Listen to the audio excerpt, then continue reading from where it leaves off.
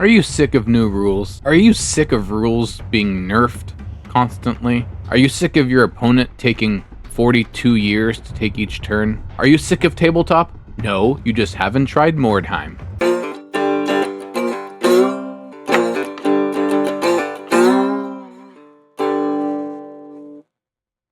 You'll hear a lot of people tell you that Mordheim is the greatest Warhammer game ever created. While I don't know if I can agree with that, I've not ever played every Warhammer game ever created. I can certainly attest to how good it is because I always seem to come back to it no matter how many games I play. No matter how many games I learn, I always want to come back and play Mordheim. With low model counts being kind of the thing in skirmish games, Mordheim falls under that category.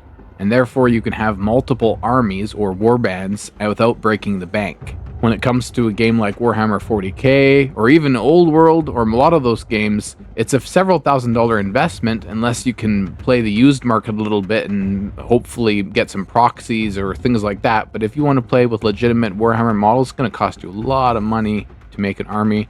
And Mordheim is run by the community, so people are very, very forgiving and accepting of your proxies. In fact, I would even go so far as to say that Mordheim is a game of kit bashing. The majority of people you'll see that play Mordheim have done some kind of kit bashing, at least some kind of conversion to their units. Do people love Mordheim for the game itself, or do they love it for sort of the nostalgia, or what's the vibe? Like, what's the reason? Why is it so popular? I would say a lot of it is the vibes and the quirky nature of the game. A lot of it is the nostalgia, because the gameplay itself isn't perfect. It's very fun though, and it lends itself to an excellent narrative, and you'll find yourself laughing a lot of the times. But do you expect balancing or anything like that? Not really, but that's kind of the charm of the game, and people just accept it as it is because it's not really a competitive game. It's more of a game to have fun with. That's why Mordheim lends itself to being a good palate cleanser, because when you get sick of 40k, when you get sick of games in that vein, then you can dabble in a little bit of Mordheim. You can probably even get into Mordheim for $20 or $30. And I'm not joking. You could probably even do it for less if you had a 3D printer. But if you didn't have a 3D printer, you could probably, well, maybe $40. All you need is maybe one model kit, the right one that has the right amount of models in it. And if you have a bits box going, you'll be able to kit bash a little bit. If, you know, WYSIWYG matters to you, that's what you see is what you get. If that matters to you, then a little bit of kit bashing. If not, just assemble it as it is. Play with what you got. You might not even need to do any spending of any kind. You might already have the models. If you collect models at all, if you have any Warhammer models, you probably, especially if they're fantasy, you probably already have enough to play Mordheim. So you could just go through your bits and find something that works, because that's what the nature of this game is. It's really like that. It's not like Warhammer where you need to actually play with these models that are greatly overpriced and all of that. So it's worth looking into. You've probably seen a lot of videos, a lot of people talking Mordheim already, and I'm just piling on, but maybe with the more videos you see like this, the more inclined you are to play. I'm going to go through a few of my warbands and just kind of tell you little bits and pieces maybe about the story that I created for them, and maybe inspire you to do something similar, get into Mordheim like me, because it's a fun game. It's maybe my favorite game. Alright, let's take a look. This is my Amazon warband.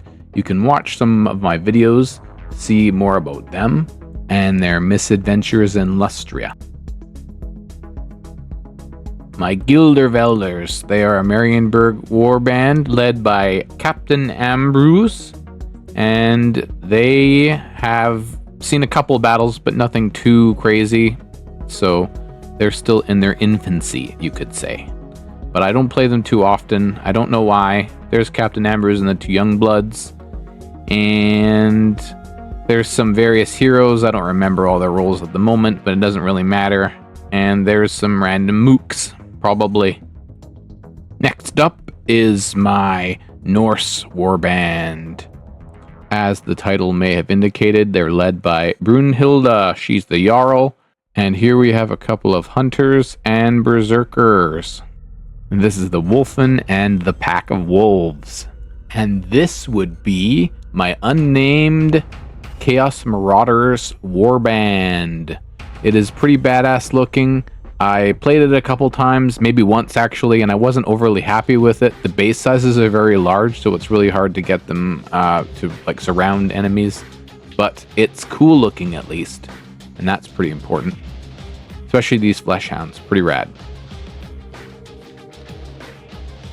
And here is a Lamia vampire warband, led by my vampire Carmilla and her blood sister Marilyn with the blonde hair there.